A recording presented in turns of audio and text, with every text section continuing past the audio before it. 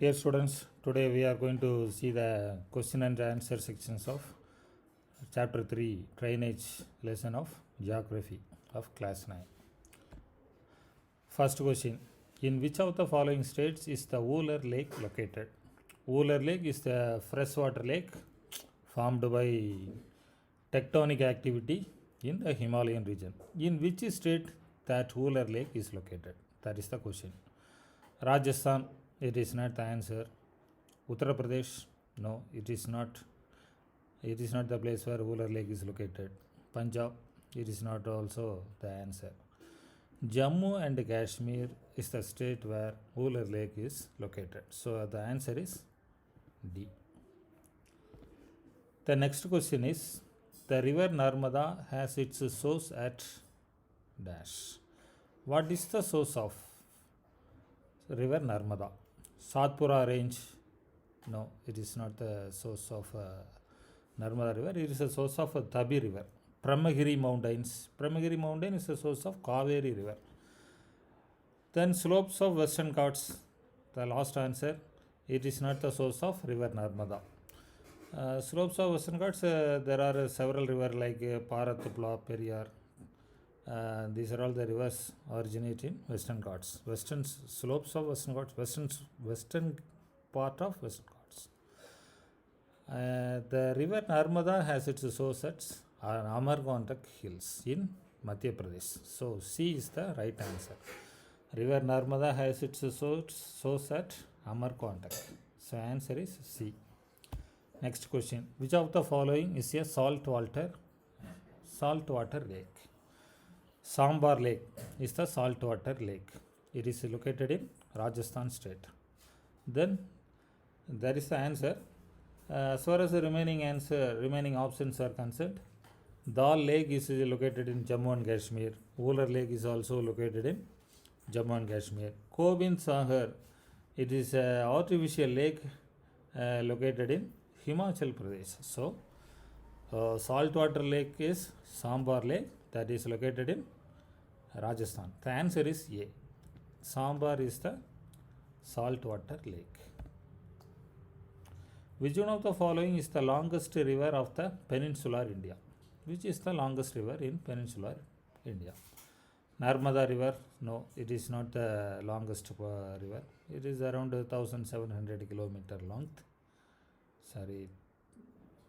Around 1000 kilometer length. Godavari, it is 1500 kilometer length. Krishna river, it is 1400 kilometer length. Mahanadi river, it is 860 kilometer length. The correct answer is Godavari river. That is the correct answer. It is 1500 kilometer length.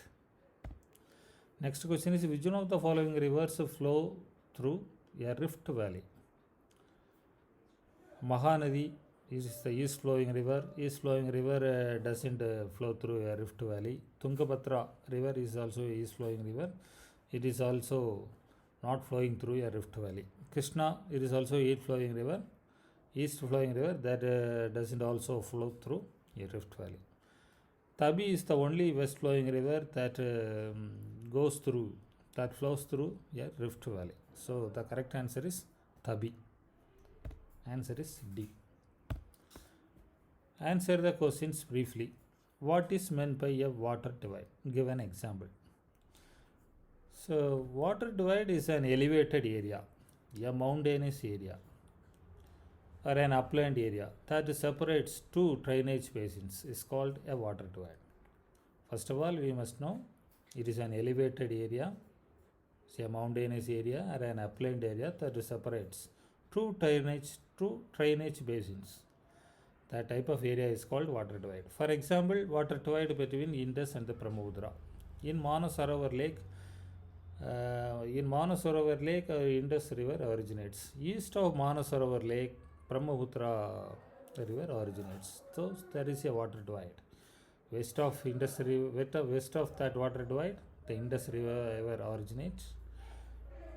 East of that water divide, Brahmaputra River originates. Similarly, water divide area between the Indus and Ganges.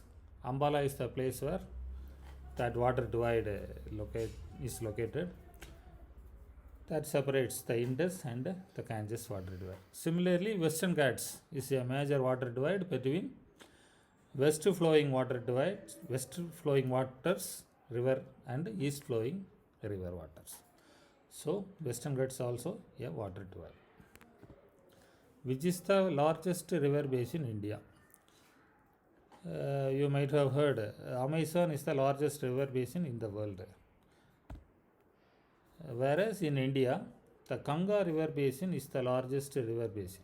So the answer is the Ganga river basin. The next question is, where do rivers, the Indus and the Ganga, have their origin?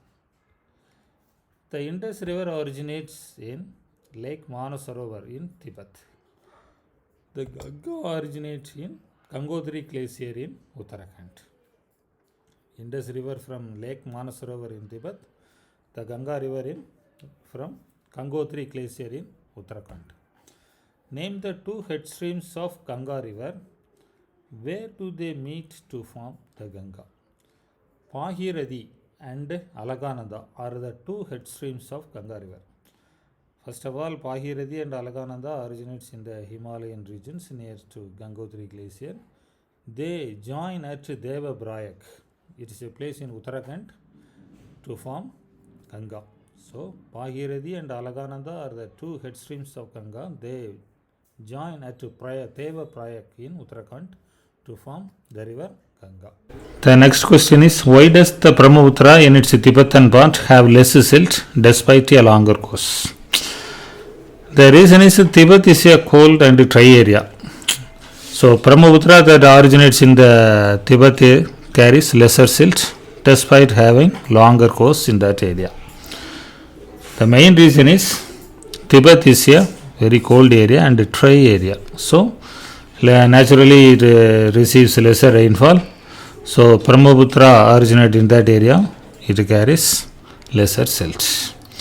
Next question. Which two peninsular rivers flow through trough? The Narmada and Tabi rivers are the two peninsular rivers that flow through trough area. That is, they flow through rift valleys. State some economic benefits of rivers and lakes. As far as the rivers are concerned, they supply water. That is the basic input for any human activities. It is an important input for human being to survive. So, it is an important basic input. That water is supplied by rivers.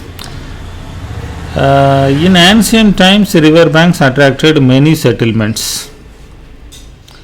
For example, Indus Valley civilization that flourished on the river banks of the Indus. Water from rivers are used for irrigation and to generate electric power and also used for navigation. So mainly we have four advantages. Water is the basic resource that is supplied by rivers. It is used for irrigation, to generate electricity and also used for navigation. The next is lakes. Lakes help prevent flooding during rainy season and supply water during dry period. It is also a major source of hydel power generation and it moderates climate of its surroundings.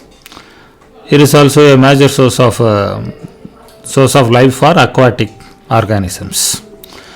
It enhances natural beauty and helps tourism also. The next question is, below are the names of lakes in India. Group them under natural or created by human being. These are all certain lakes listed here. You have to differentiate them into natural lake or artificial lake. Artificial lake means which are the lakes formed by human beings. Ular Lake. Ular Lake is the natural lake. Dal is a natural lake. Nainidal is a natural lake. Bhimtal is a natural lake. Govind Sagar.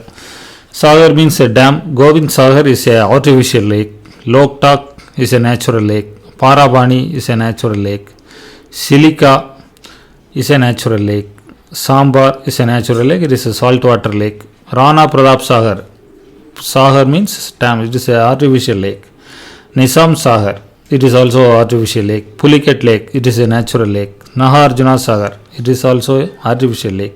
Hirahut Dam, it is located in Mahanadi in Odisha. It is also an artificial lake. Here is the answer. These are all natural lakes and these are all artificial lakes. Next question is, discuss the difference between Himalayan and peninsular rivers. The Himalayan rivers are perennial rivers. They receive water from both rainy season as well as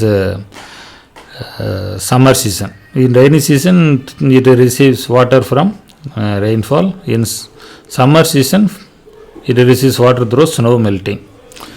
The perennial rivers are seasonal. They receive water only during rainy season. As far as length is concerned, Himalayan rivers are long, whereas the peninsular rivers are very short. And suitability for navigation property is concerned, Himalayan rivers are suitable for navigation, whereas peninsular rivers are not suitable for irrigation because they flow through very highly rocky areas. In Himalayan rivers also, only they are navigable only in plain area. The size of drainage basin is concerned, Himalayan rivers have a larger area, peninsular rivers have smaller area of navigation. The next question, compare the east flowing river with the west flowing rivers of the peninsular plateau. East flowing river, what are all the rivers? Godavari, Krishna, Mahanadi, Kaveri are the major east flowing rivers. West flowing rivers may only two rivers, Narmada, Tavadi are the major west flowing river. It's not the east flowing river, they are all west flowing river. East flowing rivers form deltas in their mouth, whereas west flowing rivers form estuaries in their mouth. They drain, east flowing rivers drain into Bay of Bengal, whereas west flowing rivers drain into Arabian Sea. East flowing rivers don't follow through trough, whereas west flowing river flow through Rift Valley and trough. East flowing rivers all have well developed tributary system, whereas west flowing rivers don't have such type of tributary system. The next question is, why are rivers important for country's economy? Then we have to write, water is the basic input that is supplied by rivers. Human civilization developed only on the river banks from ancient times. It is a source for irrigation. It is used for electricity generation and used for transport, and supplies drinking water for human being and as well as animal. It acts as a carrier of waste from cities and towns. In that way, rivers play an important role in country's economy. Then map skills. Locate in the outline map of India the following rivers. The Ganga River, Satlaj, Damodar, Krishna, Narmada, Tabi, Mahanadi, Brahmaputra. First, Ganga River. Ganga River, that is the pink lined river, is Ganga River. Yamuna also is a tributary of Ganga River that joins with Allahabad in the city, in Allahabad. That is Ganga. Next river is Sadlaj. Sadlaj river is the tributary of Indus River. It originates in Tibetan region. See, it originates outside the boundary of India. It originates in Tibet country and flows through Himachal, Punjab, and enter into Pakistan. It and eventually joins with Indus River. So that is the Sadlaj River. Next river is Damodar River. Damodar River is sorrow of West Bengal. It is also a tributary of Ganga. Damodar, that is the place where Damodar is located. Then next, Krishna. Krishna River is the flow through the middle part of Andhra Pradesh and Telangana. That is Krishna River. Narmada River. You can see from the map that two west flowing rivers. You can see two west flowing rivers. The northern part of the northern end of river is Narmada. southern part of the river is Tabi. Next is Mahanadi. Mahanadi rivers go through Odisha state, major river of Odisha state, that is Mahanadi. Then Brahmaputra river originates in Tibet, and major part of that river lies in Tibet and enters in Arunachal Pradesh state and flow through Assam and enter into Bangladesh and eventually drain into Bay of Bengal. That is Brahmaputra. Next map skill is we have to mark Silica Lake, Sambar Lake, Ura Lake, Pulicat Lake, Kolar Lake. First lake is Silica Lake. Silica Lake is located in Odisha state. Odisha state, first you have to identify the Mahanadi river. Silica Lake is located to the north of Mahanadi river in a place where it drains into Bay of Bengal. So it lies nearer to the coastal area north of Mahanadi river. So that is Silica Lake. It is in Odisha state. Next lake is Sambar Lake. Sambar Lake is the saltwater lake, that is inland lake, that is located in Rajasthan.